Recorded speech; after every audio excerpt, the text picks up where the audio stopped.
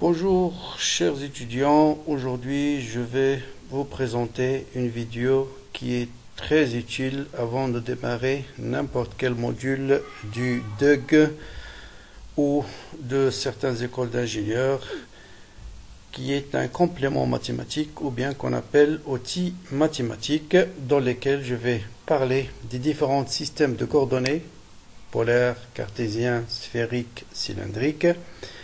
On va définir qu'est-ce que c'est que les éléments déplacement élémentaire, surface élémentaire, volume élémentaire dans chaque système de coordonnées. On va introduire des nouveaux opérateurs qu'on appelle gradient, divergence, rotationnel. Vous allez voir en électricité ou bien en électromagnétisme ou bien en thermodynamique l'intérêt de ces opérateurs. Et enfin, je vais définir l'intégrale curviligne qui intervient en particulier dans, par exemple, le travail d'une force, théorème d'Ampère, par exemple, en magnétostatique. Bien. Donc, les outils mathématiques sont nécessaires dans beaucoup de domaines dans la physique. Donc, les opérateurs sur les vecteurs, on va aborder, bien sûr, produit scalaire, produit vectoriel, que vous avez déjà vu en terminale. On va les rappeler. On va introduire de nouveaux opérateurs, comme je viens de dire, gradient, divergence, rotationnel. Et on va introduire surtout ces systèmes de coordonnées qui sont cartésiens, polaires, cylindriques, sphériques. Tout de suite, vous allez dire pourquoi on introduit un nouveau système de coordonnées autre que cartésien. Parce que tout simplement, vous allez voir que suivant la symétrie du problème, si vous travaillez par exemple dans une symétrie sphérique, c'est plus facile de travailler avec les coordonnées sphériques. Si vous travaillez en symétrie cylindrique, c'est plus facile, c'est-à-dire les calculs sont plus simples si on travaille dans une base cylindrique. Donc on va définir ces bases-là et on va commencer par les coordonnées cartésiennes. Donc ça, c'est des choses que vous connaissez en terminale. Un point M est repéré par les coordonnées x, y, z et le vecteur OM, c'est x suivant i plus y suivant j plus z suivant k. Maintenant, je vais définir ce qu'on appelle un déplacement élémentaire. Et je vais commencer par le cas le plus simple à une dimension. Vous avez l'axe OX, un point M qui se trouve quelque part ici, de coordonnées X. Voilà. Et je vais faire un déplacement du point M d'une quantité d de X. Donc je fais varier X de d de X. Donc vous voyez bien que le point M se déplace de là à là. Et ce vecteur, son amplitude, c'est tout simplement d de X. Donc, le vecteur de OM, je vais le noter, est égal à d de OM, on le note d de OM, ou bien d de R, ou bien M', c'est d de X suivant I. Donc, un déplacement élémentaire à une dimension en coordonnées cartésiennes, c'est la différentielle de la variable fois le vecteur unitaire de l'axe.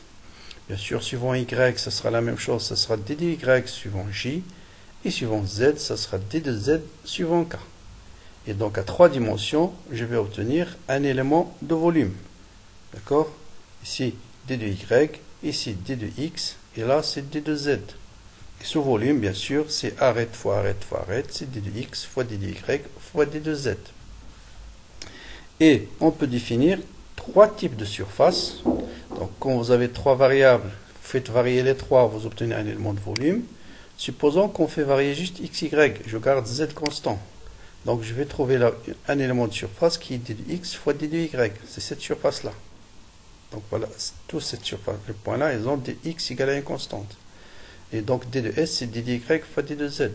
Par exemple, cette surface-là, qu'est-ce qui est constant? Cette surface-là, qu'est-ce qui est constant? C'est x. D'accord? Et qu'est-ce que je varie? Je varie y, voilà d de y, et voilà d de z. Donc, cette surface-là, c'est d de y fois d de z. Pour cette surface-là, qu'est-ce qui est constant? D'accord? Qu'est-ce qui est constant? Cette surface-là, c'est y. Donc, qu'est-ce qui varie? C'est x, c'est d de x, et c'est d de z. Voilà l'élément. On peut définir 3 éléments de surface. Mais, souvent, vous allez voir qu'on va travailler avec un arc de cercle, un disque, un plan infini, par exemple, en électricité. C'est plus facile de travailler en coordonnées polaires. Donc, c'est quoi les coordonnées polaires? Donc, un point M dans le plan, on peut le repérer par les coordonnées cartésiennes classiques, X ou bien Y. Ça veut dire OM est égal à X suivant I plus y suivant j. Mais je peux le définir aussi par la distance entre le centre O et le point M, c'est-à-dire cette distance-là qui est R, et cet angle-là qui est θ. Et ces deux variables-là, c'est ce qu'on appelle les coordonnées polaires. Donc si vous fixez R, bien sûr, vous allez décrire un cercle. Tous les points sur un cercle, ils ont leur rayon qui est constant. Mais si vous fixez l'angle θ, le point M il est fixe, il est bien déterminé. Et donc les coordonnées polaires sont R et θ. Et bien sûr, vous avez une relation entre les coordonnées polaires et les coordonnées cartésiennes. X, c'est R cosinus θ, et Y, c'est R sinus θ. Donc θ, c'est cet angle-là. D'accord, R sinus θ. Bien. Donc maintenant, on va définir la base. Bien sûr, quand on va travailler avec les variables R et θ, on ne va plus travailler avec la base IJ. Mais on va produire une nouvelle base qui est le vecteur ER, qui est collinéaire à OM, et un vecteur Oθ, c'est un vecteur qui lui est perpendiculaire. C'est en quelque sorte la base de Freinet que vous avez déjà vu en terminale. Et dans cette base-là, quoi est égal le vecteur OM, vous voyez bien que le vecteur OM qui est égal à R suivant ER. Il n'a pas de composante suivant Oθ. Parce que le vecteur ER, OM, il est perpendiculaire à Oθ. Et donc le vecteur OM, c'est R suivant ER. Donc voilà, ça c'est des choses qu'il faut connaître par cœur. Comment définir un vecteur en coordonnées polaires. Ensuite, comment définir ce qu'on appelle un déplacement élémentaire. Donc voilà. Donc, coordonnées polaires, là aussi, faites attention aux notations. Des fois, on le note ρ, θ, des fois r, θ, des fois r et phi. Mais c'est toujours la même définition. R, c'est la distance entre O et le point M. Et phi, c'est la distance entre l'axe OX et le point M. D'accord? Maintenant, je vais calculer ce qu'on appelle un déplacement élémentaire. Donc, je fais varier R de D de R. Donc voilà, le point M se déplace de là à là. Et vous voyez bien que le déplacement correspondant se réduit à D de R. Bien. Maintenant, je fais varier phi de D de phi. Donc voilà, phi, je fais varier cet angle-là de D de phi. Le point M va se déplacer de là à là. Et bien sûr, cette longueur-là n'est pas égale à D de phi. C'est l'arc d'un cercle de rayon R et d'angle D de phi. Et cet arc-là est égal à quoi? Est égal à R fois D de phi. Ça, c'est très important à retenir. Donc, je fais varier phi de D de phi. Le déplacement, c'est R fois D de phi. Et donc, un déplacement élémentaire dans le cas général en coordonnées polaires, qu'on le note D de OM, D de L ou bien D de R, c'est D de R suivant ER plus R D de phi suivant E phi. Et ceci nous a permis de définir ce qu'on appelle une surface élémentaire. Cette surface-là, c'est un rectangle et la surface, c'est longueur fois largeur. Donc ça veut dire D de R multiplié par R D de phi. C'est l'élément de surface en coordonnées polaires. Voilà une application de ça. Si on vous demande de calculer par exemple la surface d'un disque, essayez de travailler en coordonnées cartésiennes, c'est très compliqué. Mais on peut utiliser les coordonnées polaires et vous allez voir, le calcul, c'est extrêmement simple. Donc, un élément de surface en coordonnées polaires, c'est R D de R D de phi. Donc, la surface, c'est double intégrale R D de R D de phi. Donc, R varie entre 0 jusqu'au rayon de disque et phi entre 0 jusqu'à 2pi. Et vous trouvez tout de suite que la surface, c'est bien pi R carré. Bien, maintenant, on va passer aux coordonnées cylindriques. Donc, si vous avez bien compris les coordonnées polaires, les coordonnées cylindriques, c'est quoi? C'est les coordonnées polaires R et phi auxquelles on va ajouter la variable z. D'accord?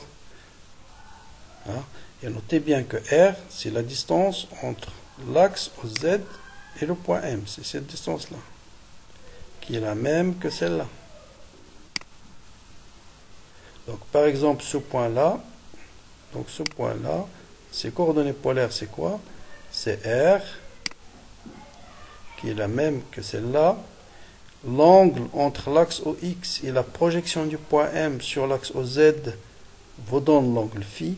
Et bien sûr, Z, c'est les coordonnées cartésiennes classiques. D'accord? C'est la même que celle utilisée en coordonnées cartésienne. D'accord? Donc si Z varie, c'est le plan bleu qui va être décrit. Si phi varie, c'est le plan ici, rouge, voilà. Et si le rayon varie, vous allez décrire des surfaces latérales d'un cylindre. Et on fait varier les trois, on va décrire un cylindre.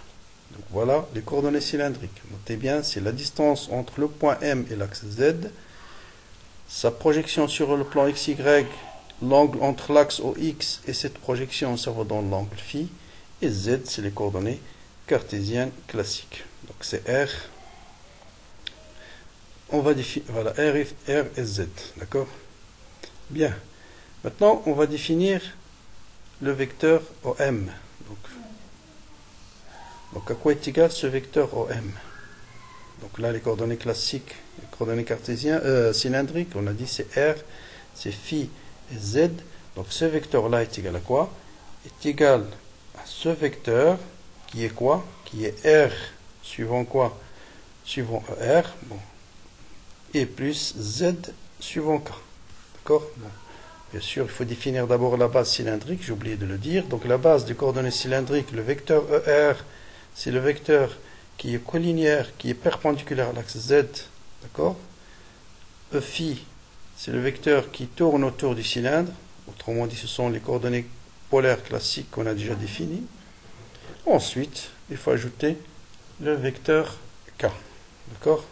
Et donc, le vecteur OM en coordonnées cylindriques, c'est R suivant ER plus Z suivant K. Maintenant, on va définir ce qu'on appelle un déplacement élémentaire en coordonnées cylindriques. Donc, les coordonnées cylindriques, ce sont R, qui est la même que celle-là, phi et Z. Donc ça, on vient de le dire, un point M quelconque, on va le repérer en coordonnées cylindriques par sa distance par rapport à l'axe Z, qui est cette distance-là. Sa projection sur le plan XY nous permet de définir l'angle phi, et puis l'axe Z, coordonnée cartésienne classique. Maintenant, je fais varier R de D de R, phi de D de phi, et Z de D de Z, et je veux calculer le déplacement élémentaire. Bien sûr, la base, c'est ER, Eθ, et Phi, pardon, et EZ. D'accord? Donc, quand je fais varier R de D de R, donc voilà, je fais varier R de D de R. Vous voyez bien, le point M se déplace de là à là. Donc, le déplacement se réduit à D de R. Donc, c'est D de R. Maintenant, je fais varier phi de D de phi. Voilà, je fais varier phi de là à là. Donc, le point M se déplace de là à là. Donc, c'est D de phi. Donc, ce déplacement, c'est quoi? C'est l'arc d'un cercle de rayon R et d'angle D de phi. Donc, il n'est pas égal à D de phi, mais plutôt c'est R fois D de phi. L'arc d'un cercle, c'est le rayon fois l'angle. Et enfin, je fais varier Z de D de Z. Le point M se déplace de là à là. Et cette longueur, c'est tout simplement D de Z. Donc, il se réduit à D de Z.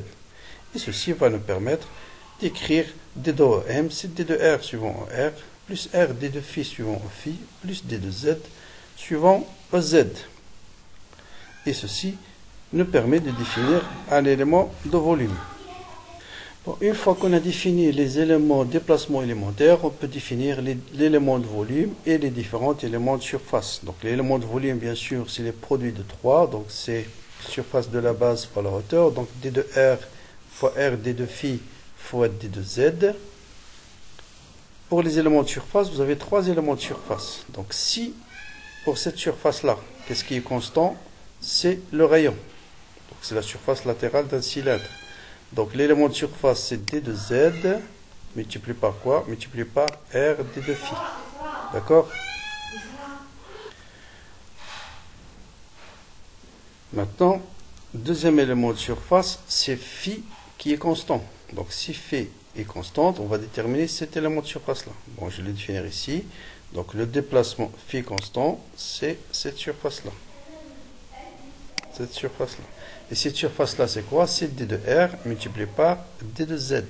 Donc D de R multiplié par D de Z. Et enfin, c'est Z qui est constant. Ici, Z qui est constant, c'est cette surface-là. Donc vous avez D de R fois R D de phi. Et ça vous donne R D de R D de phi. Bien, comme application, si on vous demande de calculer par exemple le volume d'un cylindre, on va intégrer ça sur un cylindre dont le rayon varie entre 0 jusqu'à R, phi entre 0 jusqu'à 2pi et Z entre 0 et H. Et vous voyez qu'on retrouve bien le volume d'un cylindre qui est pi R carré fois H. Donc, vous voyez, l'application du coordonnées cylindrique rend par exemple le calcul du volume extrêmement facile. Voilà quelques plans classiques qu'il faut connaître en coordonnées cylindriques. Ça, c'est le plan défini par phi égale une constante. Donc, le disque, bien sûr, est défini par z égale à une constante. Et la surface latérale d'un cylindre est définie par r qui est égale à une constante. Donc, notez bien, tous les points de la surface latérale d'un cylindre sont à la même distance de l'axe z. Ceci, par exemple, va être très utile dans certains calculs, comme le théorème de Gauss, par exemple, que vous allez voir en électricité. Bon, voilà un autre exemple d'application des coordonnées cylindriques. Si on vous demande de calculer la surface de cette partie-là en bleu, qui est définie par R égale à 3, phi est compris entre pi sur 6 et pi sur 3, et Z varie entre 0 et 3. Donc là, il suffit d'appliquer. Qu'est-ce qui est constant ici? C'est R. Donc, qu'est-ce qui varie? C'est d de z multiplié par r d de θ. Voilà l'élément de surface. Donc, c'est d de z fois r d de phi. d de z fois r d de phi. Bon, on intègre ça, tout simplement. Donc, r, c'est une constante. On le sort de l'intégrale. L'intégrale d de phi entre pi sur 6 et pi sur 3, c'est phi. Et l'intégrale d de z, c'est z entre 0 et 3. Et ça vous donne 5 pi sur 2. On va passer maintenant aux coordonnées sphériques, un autre système de coordonnées qui est très utilisé quand vous travaillez avec des géométries à symétrie sphérique. Et ces coordonnées sont quoi? Ils sont R, qui est la distance entre le centre O de la sphère et le point P, dont on va déterminer les coordonnées, θ, l'angle entre l'axe OZ et le vecteur OP, et phi, l'angle entre l'axe OX et la projection du point P dans l'axe Y. Donc phi, c'est la même que celle qu'on a utilisée en coordonnées cylindriques. Par contre, R, faites très attention, ça n'a rien à voir avec les coordonnées R qui est défini en cylindrique. On le note de la même manière, mais ce n'est pas du tout la même chose. Et ça, c'est quelque chose qui pose beaucoup de problèmes aux étudiants au début de l'étude de ces coordonnées. Donc faites très attention. Coordonnées cylindriques, R, c'était la distance entre l'axe OZ et le point M. Alors qu'en coordonnées sphériques, R, c'est la distance entre le centre O et le point M, ou bien le point P. Bien. Donc on va définir maintenant la base du coordonnées sphérique. Donc la base, c'est ER, c'est le vecteur collinéaire à OM. Le vecteur Eθ, c'est le vecteur qui est tangent au plan méridien, c'est-à-dire ce plan-là. Et Eφ, c'est le plan qui est tangent au plan équatorial. D'accord? C'est ça la base des coordonnées cylindriques. Donc ER, Eθ définissent un plan méridien. Eφ, donc voilà Eφ là. Donc Eφ, il est tangent au plan équatorial. D'accord? Et on va définir maintenant donc la base déplacement élémentaire. Bien sûr, le vecteur OM, j'ai oublié de le dire. Donc, le vecteur OM en coordonnées sphériques, c'est quoi? C'est tout simplement ce vecteur. Donc, c'est R suivant ER. Donc, OM, c'est R suivant ER. Bien. Maintenant, on va définir ce qu'on appelle un déplacement élémentaire. Et je commence, vous avez trois variables, R, θ et phi. On va varier R de d de R, θ de d de θ, et phi de d de phi, et voir le déplacement élémentaire qui en résulte de la variation de chaque variable. Donc, quand je fais varier R de d de R, vous voyez bien que, voilà, le point M se déplace de là à là. Donc, le déplacement correspondant, c'est d de R. Maintenant, je fais varier θ de d de θ. Donc, le point M se déplace de là à là. Donc, ça, c'est l'arc d'un cercle de rayon R et d'angle d de θ. Donc le déplacement, c'est R d de θ. Et là où je fais attention, quand je fais varier phi de d de phi. Donc vous voyez, donc je fais varier phi de d de phi, cet angle-là. Donc le point M se déplace de là à là. Donc c'est l'arc d'un cercle de rayon cette distance-là fois d de phi. Donc je l'appelle ρ fois d de phi, parce que cette distance, c'est pas le rayon de la sphère. Cette distance, c'est la même que celle-là, qui est égale à quoi? Qui est égale à r sinus θ. Parce qu'ici, vous avez un angle droit, ici, vous avez un angle droit, et ici, c'est r, le rayon qui est la distance OM. Donc cette distance, c'est r sinus θ, qui est la même que celle-là. Donc cet arc-là, c'est quoi? C'est r sinus θ fois d de phi. Donc c'est ça qu'il faut comprendre en coordonnées cylindriques. Donc c'est r sinus θ d de phi. Bon, le reste, c'est très simple. L'élément de volume, c'est le produit des trois. C'est r carré sinus θ d de θ d de r d de phi. On peut définir trois éléments de surface. Si r est constant, c'est r carré sinus θ d de θ d de phi. Si c'est θ qui est constant, ce sera le produit de ça multiplié par ça. Si c'est phi qui est constant, c'est le produit des deux. D'accord? Mais le plus utilisé, c'est un élément de surface, de la surface externe de la sphère, qui est r qui est constant. Ce sera r carré sinus θ d de θ d de phi. Quelques applications des coordonnées sphériques, c'est ce qu'on appelle les coordonnées géographiques d'un point M à la surface de la Terre. On parle de la longitude et de la latitude. Donc la longitude, c'est l'angle phi. La longitude, pardon, c'est l'angle lambda, qui est en fait l'angle phi qu'on a utilisé en coordonnées cylindriques, coordonnées sphériques, cet angle-là. Donc l'origine, il est pris quoi? L'origine, c'est ce plan-là, c'est ce méridien qu'on appelle Greenwich. C'est le méridien qui passe en dessous de l'Angleterre, c'est celui-là. Celui-là, il est défini par phi égale à 0. Donc après, on définit des méridiens, celui-là, celui-là, ça c'est vers l'est, ça c'est vers l'ouest. Donc si vous avez un point M quelque part ici, voilà le méridien qui passe par le point M, et l'angle entre l'origine et ce point-là, ça définit la longitude du point. Donc là, c'est vers l'est, et de l'autre côté, c'est vers l'ouest. Et il y a aussi la latitude, mais on le note phi, ça n'a rien à voir avec l'angle phi en coordonnées cylindriques. C'est le complément de l'angle que nous avons, θ, qu'on a noté en coordonnées sphériques, pardon. Cet angle-là, on l'appelait θ, mais la latitude, c'est pi sur 2 moins θ. D'accord? Donc vous faites le plan équatorial, le plan qui est parallèle au plan équatorial, l'angle entre les deux, c'est la latitude. D'accord? Par exemple, si on prend le Maroc ici, voilà. Donc la latitude, voilà le méridien nul d'origine. Donc méridien phi égale à 0, lambda égale à 0. D'accord? On trace ici un méridien, vous voyez, il correspond à peu près à un angle de 5 degrés. D'accord? Et par contre, la latitude du Maroc, voilà l'équatorial. Prenez le plan équatorial qui est parallèle et qui passe par le Maroc. Et cet angle-là, c'est à peu près 32 degrés. D'accord? Le Maroc, il est quelque part ici. Et cet angle-là, voilà, c'est 32 degrés. Bien. Ça, je peux passer. Je passe directement au vecteur, la notion d'un champ de vecteur et d'un champ de scalaire. Donc nous allons étudier des phénomènes électriques et magnétiques, ou bien thermodynamiques, ou bien de mécanique, et vous avez besoin d'introduire la notion d'un champ vectoriel ou bien champ scalaire. Donc plus généralement, qu'est-ce qu'on appelle un champ? Un champ, c'est une fonction mathématique qui représente une quantité physique en tout point de l'espace. En tout point de l'espace. Si vous avez par exemple un point qui se déplace sur une courbe, le vecteur vitesse, il n'existe qu'en un seul point. Si la particule, là où le solide se trouve en ce point, voilà le vecteur vitesse de ce point, de ce solide-là. Lorsqu'il se déplace ici, ce vecteur vitesse, il existe en un point. Donc ici, c'est un vecteur.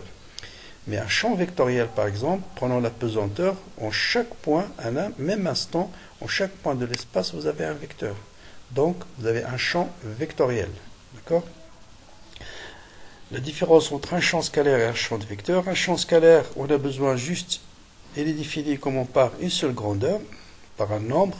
Par contre, un champ vectoriel, en chaque point, il faut connaître la direction, le sens et le module. Donc, exemple de champ scalaire, c'est la température, la pression, la densité. Par exemple, ceci peut représenter la température en un point de l'espace, c'est un champ scalaire. Bien.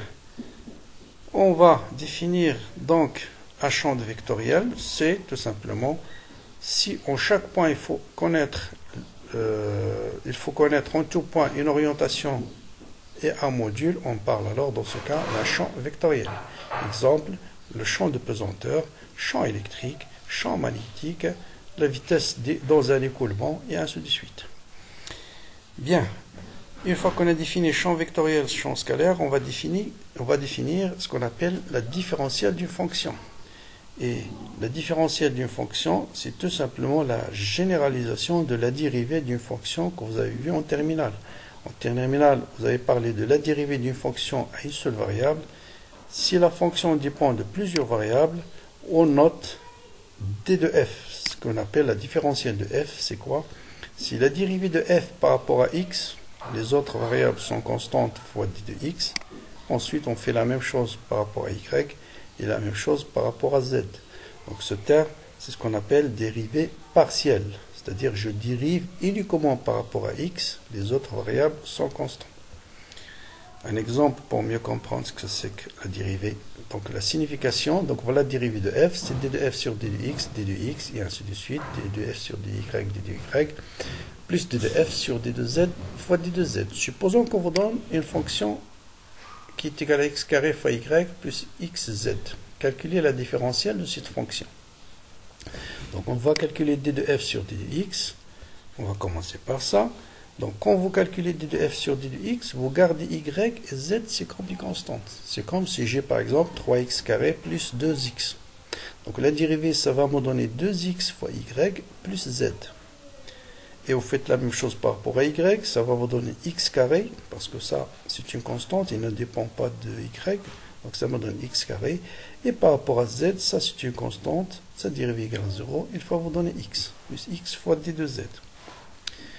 Pourquoi on introduit la différence de fonction? Parce qu'il va nous permettre de définir ce qu'on appelle les opérateurs vectoriels. On va commencer par ce qu'on appelle l'opérateur gradient. Donc on va considérer une fonction scalaire, donc vous voyez bien que c'est une fonction scalaire dépendant de trois variables x, y, z. La différentielle d'une fonction, on vient de le définir, c'est d de f sur d de x et ainsi de suite, plus d de f sur d de z. Mais je peux écrire cette différentielle-là par une autre écriture. On va introduire le déplacement d de m à 3 dimensions, ça on l'a déjà démontré, c'est d de x suivant i plus d de y suivant j plus d de z suivant k. Pour trouver ça, cette expression, on va introduire un nouveau vecteur qui a pour composante d de f sur d de x, d de f sur d de y, d de f sur d de z. Vous voyez bien que si je fais le produit scalaire de ces deux vecteurs-là, j'obtiens exactement d de f. d de f sur d de x fois d de x, plus ça, multiplié par celui-là, plus az fois b de z, ça me donne bien la différentielle de f. Donc la différentielle de f, je peux l'écrire comme étant gradient de f scalaire d de r. D'accord? Donc l'opérateur A est appelé gradient de la fonction f. Et on le note gradient de f ou bien nabla de f. Donc ça c'est un opérateur qui a pour composante, prenez-le comme opérateur, comme une multiplication, division, qui a pour définition, c'est un vecteur qui a pour définition d sur dx suivant i, d sur dy suivant j et d sur d de z suivant k. Donc je peux écrire la différentielle de f comme étant gradient de f, c'est le vecteur-là, qui est gradient de f, scalaire d de r. D'accord? Donc notez bien que le gradient, c'est un opérateur qui agit sur quoi? Qui agit sur une fonction scalaire, gradient de f, qui agit sur une fonction scalaire. Le résultat, c'est un vecteur. D'accord? Bien. Donc voilà, si une application de gradient de f, si d de r est perpendiculaire au gradient, d'accord, alors d de f est égal à 0. C'est normal, parce que si d de f, le produit scalaire de deux vecteurs perpendiculaires est nul. C'est-à-dire quoi? C'est-à-dire que le gradient est perpendiculaire au lieu où la fonction f est constante. Pourquoi? Imaginez, vous avez ici, voilà un plan qui est décrit par une fonction f de x, y, z égale à une constante. Donc, si f de x, y, z est égal à une constante, ça veut dire tout simplement la différentielle de f va être égale à combien? va être égal à 0. D'accord? Parce que la dérivée d'une fonction constante, c'est nul. Or, la différentielle de f, c'est quoi? C'est gradient de f scalaire d de r. Donc, si je prends n'importe quel déplacement élémentaire sur la surface, j'obtiens bien sûr gradient de f scalaire d de r égale à 0. Donc, gradient de f est perpendiculaire à cette surface-là. Donc, une application du gradient, si on vous demande par exemple de déterminer un vecteur normal à une surface donnée, dont vous connaissez l'équation de la surface, il suffit de calculer gradient de f et vous êtes sûr que gradient de cette fonction est un vecteur qui est perpendiculaire à cette surface-là. Maintenant, on va définir un autre opérateur qu'on appelle opérateur divergence, d'accord? Divergence d'un vecteur cette fois-ci, d'accord? Et défini tout simplement comme le produit scalaire de gradient fois scalaire le vecteur.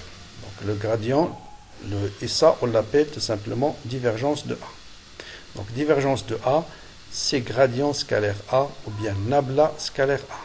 Donc la divergence, il s'applique à un vecteur, le résultat c'est un scalaire. Donc c'est l'inverse du gradient. Le gradient, il s'applique à un scalaire, le résultat c'est un vecteur, là c'est l'inverse. La divergence, il s'applique à un vecteur, le résultat c'est un scalaire. D'accord? Donc c'est nabla scalaire A, qu'on note aussi divergence de A. Bon, voilà quelques exemples. Si vous avez un vecteur de cette allure-là, sa divergence est égale à 0. Un vecteur qui converge, sa divergence est négative. Un vecteur qui diverge à partir d'un point, sa divergence est positive.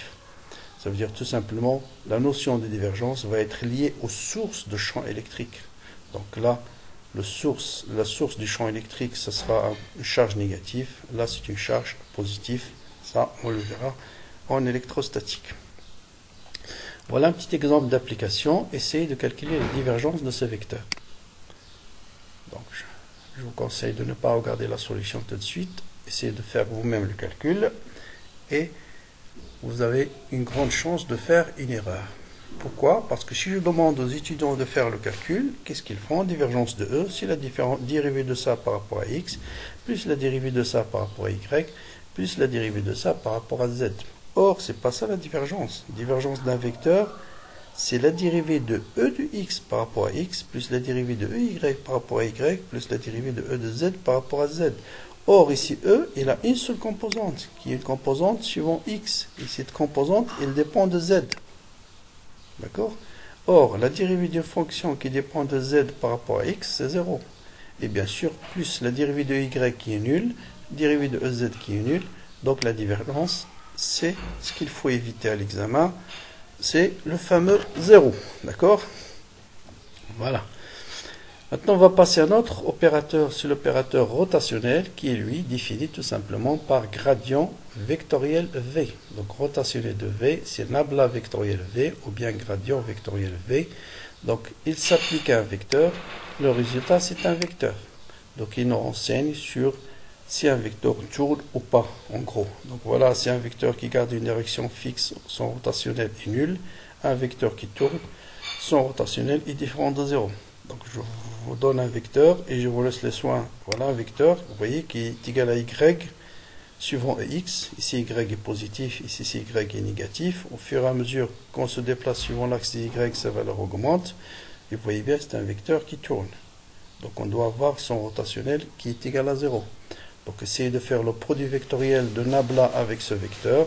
Donc, c'est facile à faire. Faites produit vectoriel d sur dx, d sur dy, d sur d de z, vectoriel, un vecteur qui a pour composante y 0, 0, et vous allez trouver, bien sûr, moins 1. Donc, rotationnel de ça est égal à moins 1, c'est-à-dire moins 1 suivant z, bien sûr. Et la divergence de ce vecteur, bien sûr, c'est 0. Pourquoi? C'est dérivée de a de x par rapport à x. Donc, a de x c'est y. La dérivée de y par rapport à x, c'est 0. Enfin, bon, là, c'est le produit vectoriel. Je pense que tout le monde sait ce que c'est que le produit vectoriel. C'est un vecteur qui est perpendiculaire au plan formé par A et B. Maintenant, est-ce que c'est vers le haut et vers le bas? Moi, le plus simple, je vous conseille d'utiliser la règle de la main. Donc, vous tournez le vecteur A vers B et le pouce vous donne la direction de A vectoriel B. dernière chose que je vais introduire dans cette vidéo, c'est la notion de circulation curviligne. Donc là aussi, il intervient dans beaucoup de domaines, comme par exemple le travail d'une force. Dans le théorème d'Ampère, vous allez voir en magnétostatique. Donc, qu'est-ce qu'on appelle circulation d'un vecteur? Le long d'un chemin AB, il est défini par le produit scalaire de ce vecteur avec un élément de longueur du chemin et j'intègre entre le point de départ et le point final. Donc, d'où l'intérêt d'introduire ce qu'on appelle un déplacement élémentaire dans les différents systèmes de coordonnées. Donc, exemple en coordonnées cartésiennes, vous avez un vecteur cas général qui a trois composantes. Voilà le déplacement élémentaire en coordonnées cartésiennes dans le cas général.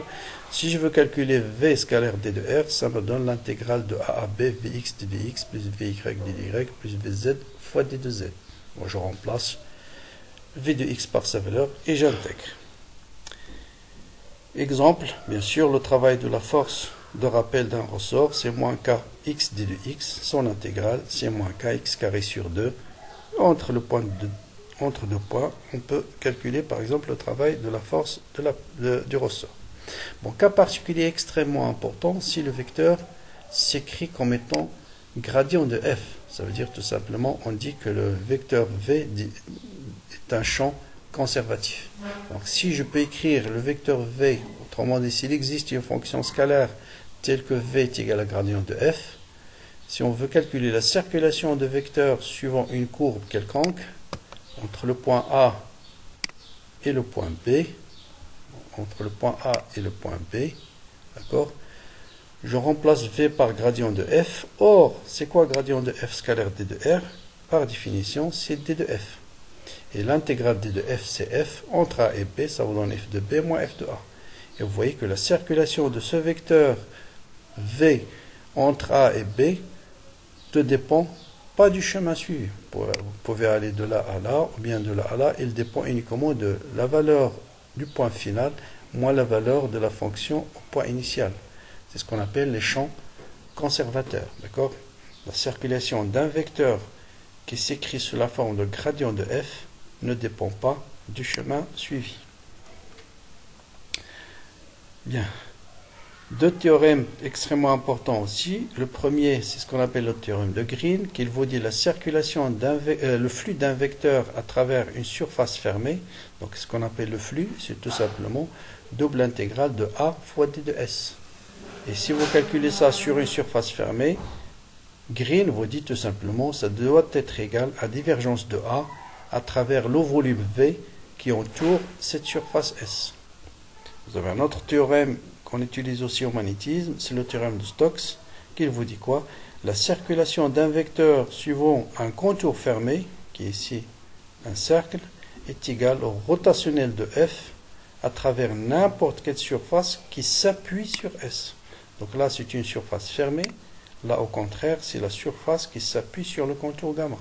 Ça veut dire, vous avez un vecteur, vous pouvez calculer la circulation de ce vecteur suivant cette courbe gamma, est égal au flux de rotationnel de f à travers cette surface, ou bien à travers cette surface, ou bien à travers, par exemple, cette surface-là. Il suffit que la surface s'appuie sur gamma. On va démontrer ce théorème-là dans un exemple qui est le suivant. Je vous donne ces vecteurs-là. On va prendre le contour gamma, c'est ce contour-là, qui est défini dans le plan x égale à 0. Et on va vérifier que la circulation de V suivant ce contour est exactement égale à rotationnel de ce vecteur scalaire d de s à travers la surface qui est entourée par ce contour, c'est-à-dire la surface de ce rectangle. Bon, commençons d'abord par calculer rotationnel de V. Bon, c'est nabla scalaire V, c'est des vecteurs bien sûr. Donc si vous faites nabla scalaire V, je vous laisse le soin de faire ce produit vectoriel, vous allez trouver 4z de carré moins 2x suivant EX plus 2z suivant EZ. L'élément de surface de cette surface-là, bien sûr, c'est quoi? C'est d de y fois d de z. Voilà, on est dans le plan x égale à une constante. Donc l'élément de surface, c'est d de y fois d de z. D'accord? Et qui est bien sûr, cet élément de surface, il est suivant x. Un vecteur d de s, c'est toujours perpendiculaire à la surface. Et le sens, il est défini par l'orientation. Donc vous faites la tourner dans ce sens-là, vous allez faire la règle du tire-bouchon. C'est un vecteur qui est sortant, donc il est suivant EX. Donc rotationnel de A scalaire D de S, vous faites ça scalaire ça. Donc bien sûr, X scalaire Z c'est 0. Donc il va rester 4Z au carré moins 2X. Mais on est dans le plan X égale à 0. Donc il va rester uniquement 4Z au carré. Entre Z varie entre 0 et 1. Et ça vous donne 4 tiers. Donc voilà le premier terme. Maintenant on va calculer le deuxième terme. Donc la circulation de ce vecteur suivant le contour. Donc je dois faire le partager en 4 étapes. De là à là. Ensuite de là à là, ensuite de là à là, ensuite de là à là. On va commencer par exemple de là à là. Donc ici, je vais calculer c'est quoi D2, ce déplacement élémentaire là. C'est D de Y. Donc D de L se réduit à D de Y. Donc D de Y scalaire V, donc K scalaire J c'est 0, il va rester D de Y, X égale à 0, il va rester 3Y au carré fois D de Y. Voilà, Y varie entre 0 et 1, et on va trouver 1. De là à là, qu'est-ce qui varie? C'est Z. Donc D de L, c'est D de Z. D'accord? Donc D de Z scalaire K, il va rester 4Y au carré fois Z au carré, bien sûr. Mais pour de là à là, tous les points de ce déplacement-là, ils ont Y égale à 1. Donc il va rester uniquement 4Z au carré fois D de Z entre 0 et 1, pardon, entre 0 et 1, et vous allez trouver 4 tiers. Ensuite, de là à là, la même chose, c'est D de Y, D de V, D de L, c'est D de Y. Bien sûr, Y varie entre 1 jusqu'à 0. Et enfin, de là à là, D de L, c'est D de Z.